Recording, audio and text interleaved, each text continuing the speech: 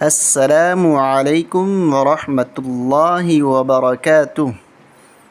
اللہم صلی علی محمد وعلی آل محمد۔ نور القرآن لائف میں ہم آپ کو خوش آمدید کہتے ہیں۔ اللہ تعالی آپ کو دونوں جہانوں کی خوشیاں نصیب فرمائے، آمین۔ یہ سورہ بقرہ ہے۔ آیت نمبر 2 میں آپ 3 ڈاٹ جو دیکھ رہے ہیں، ان ڈاٹ کا کیا مطلب ہے اور یہ کیوں آتے ہیں، قرآن مجید میں کتنی بار آئے ہیں اور ان کو پڑھنے کا انداز کیا ہوگا، یہاں پر ہم وقف کریں گے یا ملا کے پڑھیں گے یا دونوں جگہ پہ رکیں گے یا ایک جگہ پہ رکیں گے۔ اسی طریقے سے سورہ بقرہ کی آیت نمبر 96 میں آپ کو یہی چیزیں نظر آ رہی ہیں، یہی 3 نقطے، 3 ڈاٹ، ان کا کیا نام ہے، آج تفصیل سے ہم اس کے بارے میں سیکھیں گے۔ تو آئیے شروع کرتے ہیں۔ اعوذ باللہ من الشیطان الرجیم، بسم اللہ الرحمن الرحیم۔ الف لام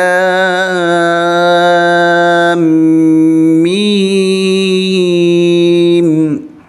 ذالک الکتاب لا ریب فیہ، ھدی للمتقین۔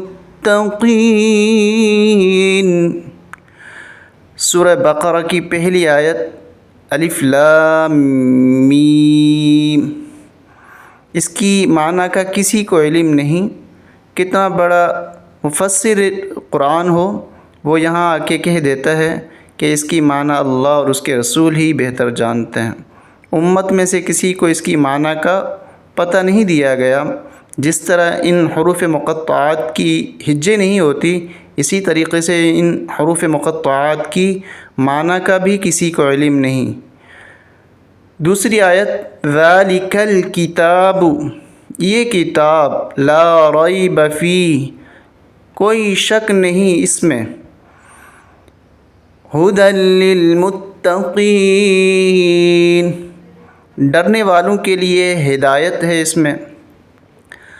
آج ہمیں جو بات کرنی ہے اس 3 ڈاٹ کے بارے میں، 3 نقطوں کے بارے میں، ان کا نام کیا ہے اور ان کے آنے کے بعد ہم اسٹاپ کریں گے، وقف کریں گے یا نہیں کریں گے۔ اگر کریں گے تو کسی ایک پہ کریں گے یا دونوں پہ۔ تو سب سے پہلی بات یہ نوٹ کر لیں کہ عربی میں ایک چیز ہوتی ہے مصافحہ، ہاتھ ملانا، ہاتھ ملانے کو مصافحہ کہا جاتا ہے، اور دوسرا ہوتا ہے معانقہ۔ یہ سائڈ پہ آپ دیکھ رہے ہیں معانقہ، یہ معانقہ نمبر 1 لکھا ہوا ہے۔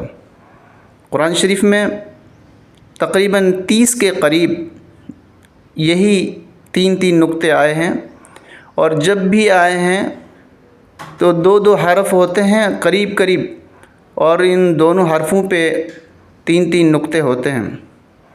یہاں ہمیں وقف لا ریب پہ کرنا ہے یا فیہ پہ کرنا ہے، تو دونوں میں سے کسی ایک پہ کرنا ہے، دونوں پہ ہم وقف نہیں کر سکتے۔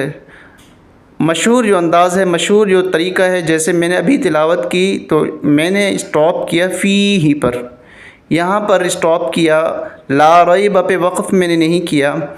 تو ایک پہ ہم وقف کر سکتے ہیں، دونوں پہ نہیں کر سکتے۔ لا ریب پہ وقف کریں اور پھر فیہ پہ وقف کریں، نہیں کر سکتے۔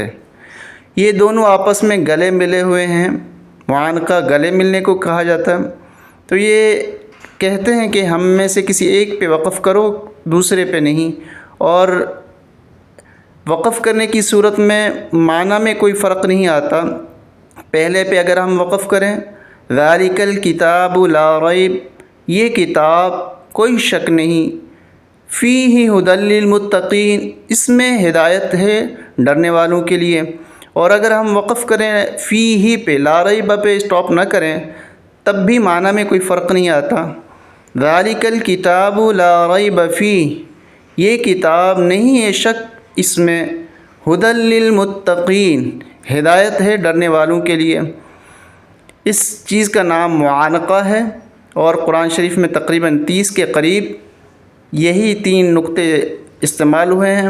ہم یہاں اگر اچھے انداز سے سمجھ لیں گے، غور سے سنیں گے، سمجھیں گے، تو انشاءاللہ جب بھی یہ 3 نقطے آئیں گے تو ہمیں پتہ چل جائے گا کہ کسی ایک پہ ہمیں رکنا ہے اور دوسرے پہ نہیں رکنا۔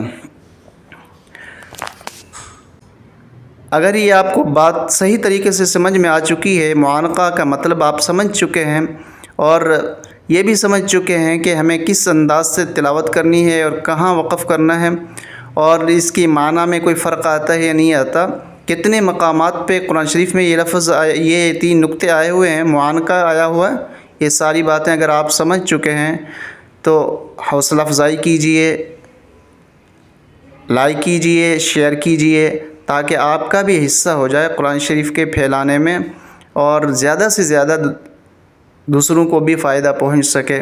السلام علیکم ورحمۃ اللہ وبرکاتہ۔